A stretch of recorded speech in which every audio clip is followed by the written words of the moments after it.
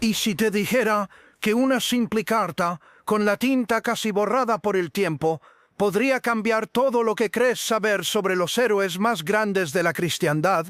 ¿O que las actas de un juicio olvidado demuestran que la Iglesia no solo condenó a sus sabios, sino que llegó a desenterrar a sus propios papas para juzgarlos como criminales? ¿Qué pensarías si la verdad sobre la caída de los templarios, el destino trágico de una reina católica y el reparto del mundo entero entre dos imperios estuviera meticulosamente documentada en papeles que casi nadie ha podido ver? Dentro de los muros impenetrables de la Ciudad del Vaticano, el estado más pequeño del mundo, se esconde una de las colecciones de secretos más monumentales de la historia. Y no hablo de leyendas ni de teorías de conspiración. Hablo de documentos reales, de archivos que puedes tocar. Son más de 85 kilómetros lineales de estanterías, algunos dicen que casi 100, que custodian 12 siglos de historia humana. Por generaciones, este lugar fue conocido como el Archivo Secreto Vaticano, un nombre que suena a conocimiento prohibido y a verdades ocultas. Hoy, su nombre oficial es Archivo Apostólico Vaticano, un cambio que busca sonar más transparente, pero que no le quita ni un gramo de poder a lo que contiene. Y es que la palabra secreto nunca significó oculto, sino que venía del latín secretum, que se refería a los documentos privados del Papa. Pero que algo sea privado no significa que no sea importante. Todo lo contrario. Estos son los papeles que registran las decisiones, las dudas, los pecados y las glorias de una de las instituciones más antiguas y poderosas del planeta. Son la memoria íntima de la civilización occidental. Y hoy vamos a desclasificar algunos de los expedientes más impactantes, no los que hablan de extraterrestres, sino los que revelan verdades mucho más incómodas y terrenales, cómo la fe, el poder y la política chocaron para moldear el mundo en el que vivimos. Acompáñame, porque vamos a abrir archivos que, de ser conocidos por todos, podrían cambiar nuestra percepción de la historia para siempre. Nuestra primera parada nos lleva a principios del siglo XIV, una época de cruzadas, poder y, sobre todo, traición. Los Caballeros Templarios. Su nombre todavía resuena con leyendas de monjes guerreros,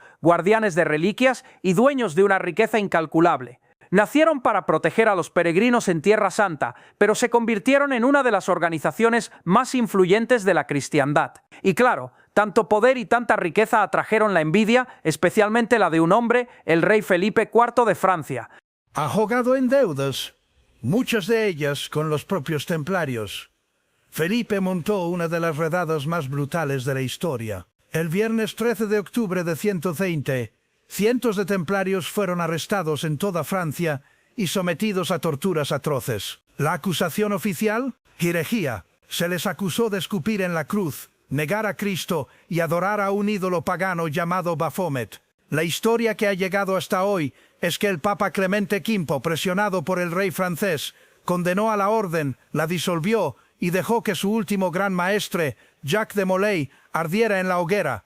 Esa es la versión que todos conocemos, la de una orden que se corrompió y fue aniquilada por la misma Iglesia que juró defender. Pero, ¿y si todo fuera una mentira? ¿Una cortina de humo para ocultar una de las mayores traiciones políticas de la historia?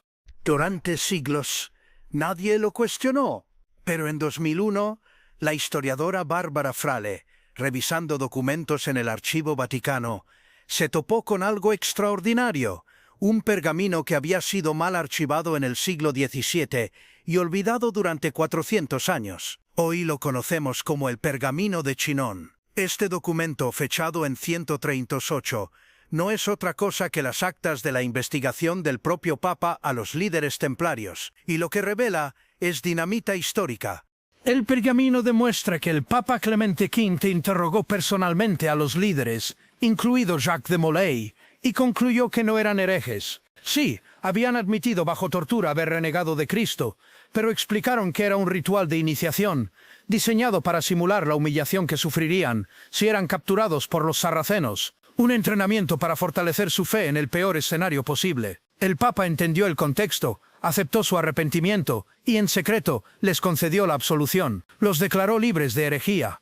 Entonces, ¿por qué acabaron en la hoguera? ¿Por qué se disolvió la orden? El pergamino revela la pieza clave, la debilidad del Papa frente al poder del rey. Aunque Clemente V había absuelto espiritualmente a los templarios, era un prisionero político de Felipe IV. El rey francés necesitaba que fueran culpables. Su campaña de propaganda había sido tan bestial y su poder militar tan aplastante que el Papa no tuvo más remedio que ceder. En 1312 disolvió la Orden del Temple, no por una condena de herejía, sino por un decreto administrativo por el bien de la Iglesia, para evitar un cisma con Francia.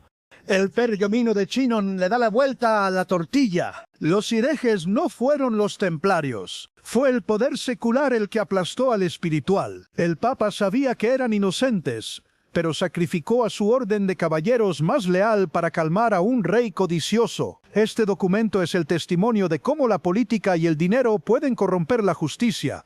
Una verdad incómoda que el Vaticano guardó durante 700 años. Si el caso de los templarios revela una traición política, nuestro siguiente documento revela un choque de civilizaciones. Nos vamos a la Roma de 106-33. Un anciano de casi 70 años, enfermo y humillado, es llevado ante el tribunal más temido de su tiempo, la Santa Inquisición. Su nombre es Galileo Galilei. Su crimen, atreverse a decir que la Tierra se mueve alrededor del Sol.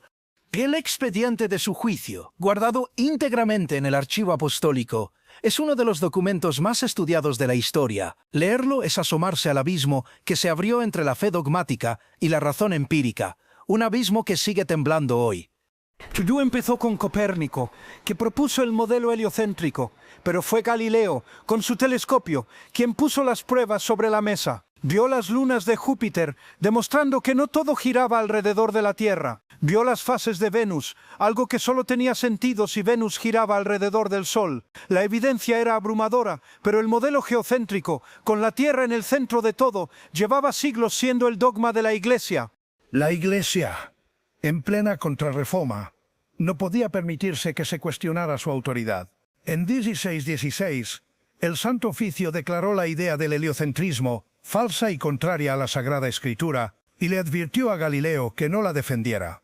Pero Galileo estaba convencido. En 1632 publicó su Diálogo sobre los dos máximos sistemas del mundo, donde ridiculizaba la postura de la Iglesia a través de un personaje llamado Simplicio. El Papa Urbano VIII, que había sido su amigo, se sintió traicionado. La Inquisición se puso en marcha. Los documentos del juicio son escalofriantes. Contienen las transcripciones de los interrogatorios y las cartas desesperadas de Galileo. Revelan la presión psicológica a la que fue sometido, amenazado con la tortura, enfrentado a un tribunal que ya lo había sentenciado. El anciano no tuvo otra opción.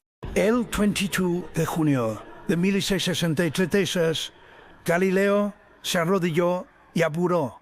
Leyó una declaración preparada para él. Yo, Galileo Galilei, abandono la falsa opinión de que el Sol es el centro del mundo. Abjuro, maldigo y detesto los mencionados errores y herejías. Fue condenado por vehemente sospecha de herejía. Su castigo fue arresto domiciliario de por vida. Murió ciego y aislado. La leyenda cuenta que, tras abjurar, murmuró para sí: «Eppur si mueve, y sin embargo se mueve».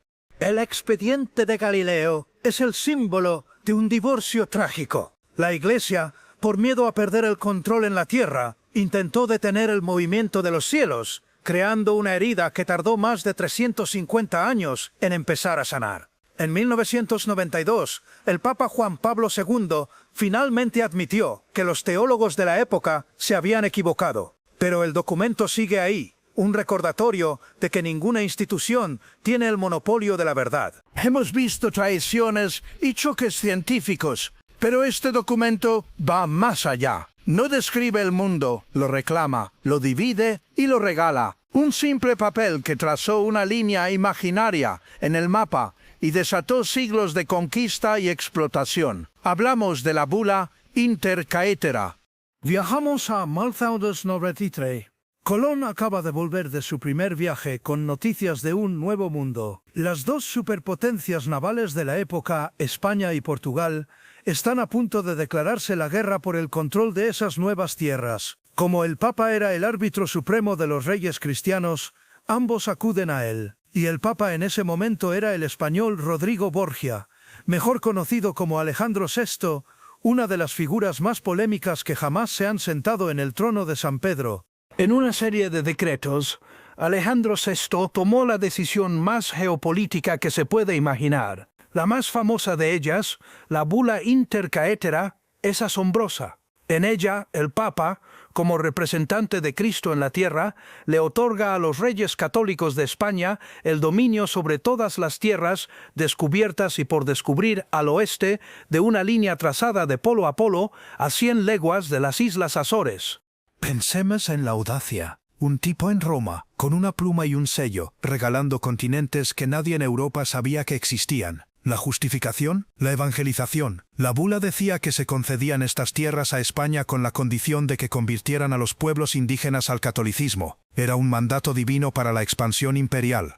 Este documento y su posterior ajuste en el Tratado de Tordesillas tuvo consecuencias catastróficas. Dio luz verde celestial a la conquista de América. Les dio a los conquistadores una justificación teológica para someter a los imperios azteca e inca. La cruz y la espada avanzaron juntas. La intercaetera es la máxima expresión de la doctrina del descubrimiento, la idea de que los cristianos tenían derecho a quedarse con las tierras de los no cristianos. Deshumanizó a millones de personas, viéndolas como súbditos a civilizar, en lugar de naciones con sus propias culturas. Este documento revela que la globalización no empezó con un comercio pacífico, sino con un decreto papal que santificó la conquista, mostrando al papado no solo como una fuerza espiritual, sino como un actor geopolítico capaz de repartirse el mundo como si fuera su finca personal. Y un papa que dividió el mundo. Pasamos a uno que, al negarse a anular un matrimonio, partió en dos uno de los reinos más poderosos de Europa. Nos vamos a la Inglaterra del siglo XVI, a la corte del rey Enrique VIII. Y el documento en cuestión no es una orden del Papa, sino una súplica para él, firmada por toda la élite inglesa. La historia es de sobra conocida. Enrique VIII estaba desesperado por un heredero varón. Su esposa, Catalina de Aragón, solo le había dado una hija, María. Enrique se convenció de que su matrimonio estaba maldito, ya que Catalina había sido primero la esposa de su hermano mayor. Para colmo, el rey se había enamorado de Ana Bolena, quien se negaba a ser su amante y exigía ser su reina. La solución para Enrique era simple, anular su matrimonio. Pero había un gran problema. El Papa Clemente VII estaba, literalmente, secuestrado por el hombre más poderoso de Europa, el emperador Carlos V, que además era sobrino de Catalina de Aragón. Anular el matrimonio de la tía del emperador era un suicidio político para el Papa. Ante las largas del Vaticano, Enrique VIII y sus consejeros idearon un plan de presión masiva. En 1530 redactaron una carta extraordinaria a Clemente VI. Este documento, que hoy se conserva en el Archivo Vaticano, es una obra maestra de la amenaza política disfrazada de ruego.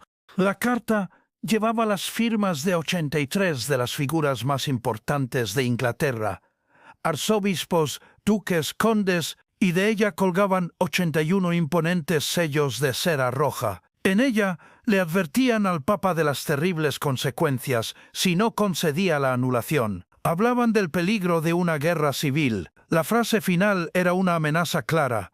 Si el Papa no les daba una solución, la buscarían por su cuenta. El remedio, escribieron, estará en nuestras propias manos. Pero ni siquiera esa impresionante muestra de unidad pudo doblegar a Clemente VII. El Papa se negó.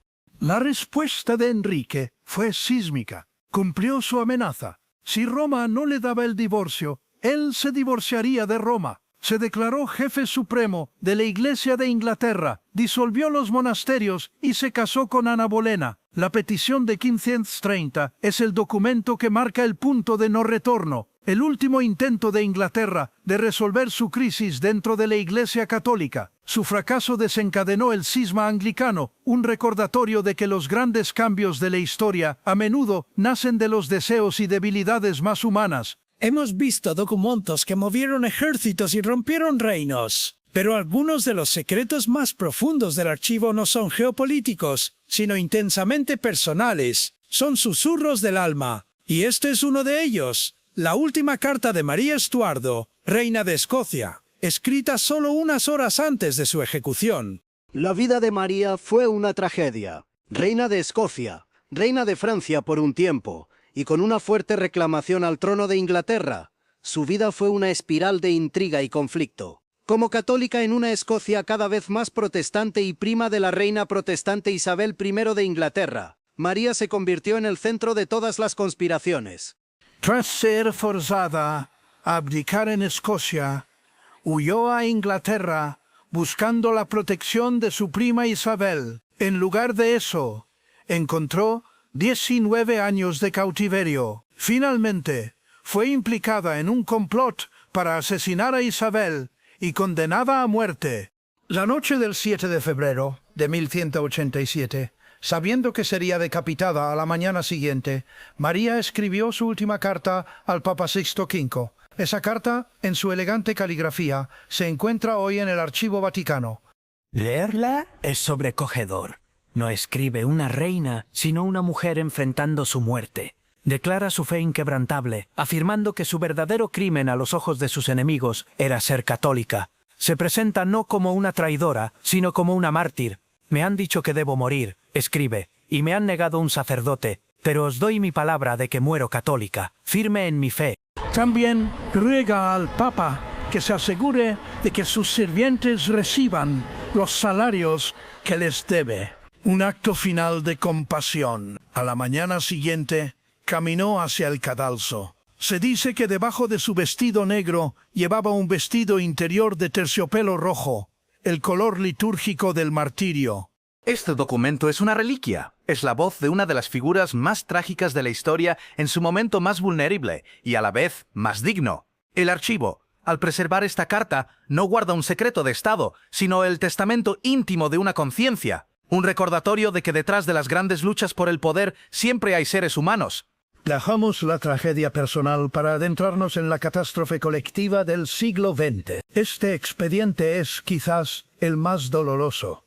No es un solo documento, sino millones de ellos, los archivos del pontificado del Papa Pío XII durante la Segunda Guerra Mundial y el Holocausto. Durante décadas, estos archivos estuvieron sellados, alimentando un debate feroz. ¿Fue Pío XII el Papa de Hitler, un líder que guardó un silencio cómplice ante el genocidio, o fue un diplomático prudente que trabajó en silencio para salvar tantas vidas como pudo?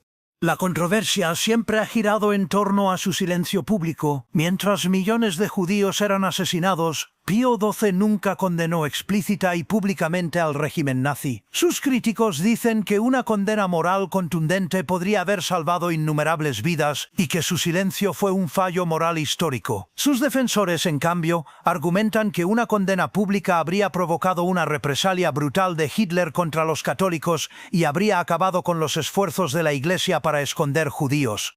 En marzo de 2020, el Papa Francisco abrió los archivos y lo que está saliendo a la luz no es una pistola humeante que zanque el debate. La verdad, como casi siempre, es mucho más complicada e incómoda.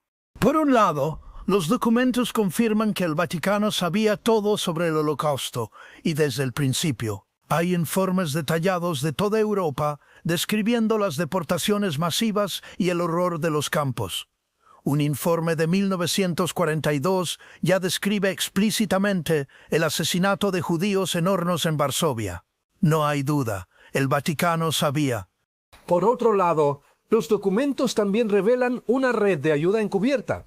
Muestran cómo conventos e iglesias en toda Europa escondieron a miles de judíos, a menudo con el conocimiento de funcionarios del Vaticano. Hay registros de peticiones de ayuda de organizaciones judías y las respuestas, a veces frustrantemente burocráticas, pero a veces conducentes a rescates. Lo que emerge es la imagen de una institución paralizada, un papa obsesionado con el lenguaje diplomático, que pesaba cada palabra para no provocar a Hitler, y más preocupado por la amenaza del comunismo que por la del nazismo. Estos archivos no absuelven a Pío XII, pero tampoco lo condenan de forma simple. Complican la historia y nos obligan a confrontar la incómoda realidad de que, frente al mal absoluto, incluso las grandes instituciones morales pueden verse paralizadas por el miedo y los cálculos políticos. Hemos viajado por la política, la ciencia y la guerra, pero nuestro último expediente nos sumerge en lo grotesco, en un episodio tan bizarro que parece sacado de una novela de terror. Nos vamos al final del siglo IX, a un periodo oscuro conocido como la Edad Oscura del Papado, para presenciar el juicio más extraño de la historia, el Sínodo del Cadáver. La historia parece increíble, pero es real. En enero del 897, el Papa Esteban VI, consumido por el odio hacia su predecesor, el Papa Formoso, decidió vengarse. Ordenó que el cuerpo de Formoso, que llevaba 9 meses enterrado, fuera exhumado. Lo que siguió fue un espectáculo macabro.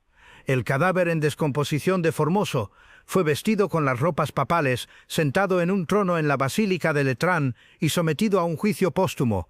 Imagina la escena. El Papa Esteban VI, vivo y furioso, gritándole acusaciones al cadáver de su enemigo. Para hacer la farsa aún más surrealista, un joven diácono fue escondido detrás del trono para responder en nombre del muerto, con la voz temblando.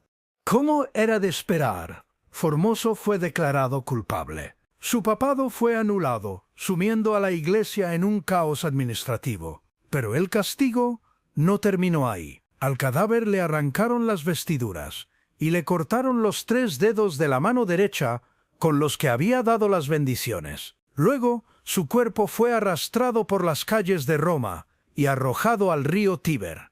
Este acto fue tan extremo que horrorizó incluso a la violenta sociedad de la época. Poco después, un terremoto dañó la basílica y el pueblo lo vio como una señal de la ira de Dios. El descontento creció hasta que Esteban VI fue depuesto, encarcelado y estrangulado en su celda.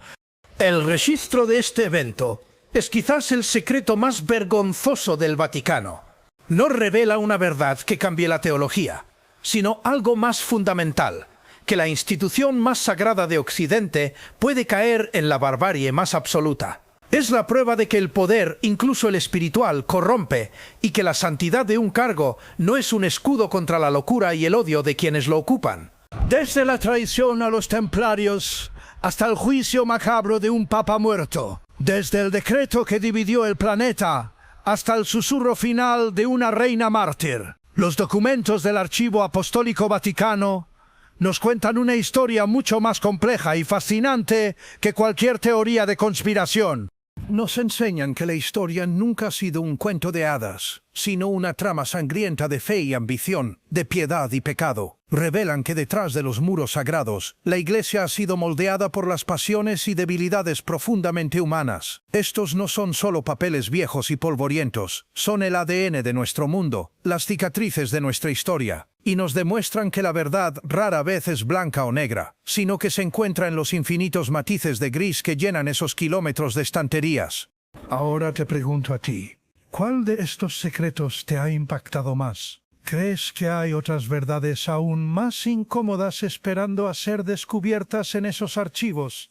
Si te fascinan estos misterios de la historia, suscríbete y activa las notificaciones para no perderte nuestro próximo viaje a los expedientes ocultos que han moldeado el mundo. Déjame un comentario con tus teorías y el documento que más te ha sorprendido. Tu perspectiva es clave en esta búsqueda de la verdad.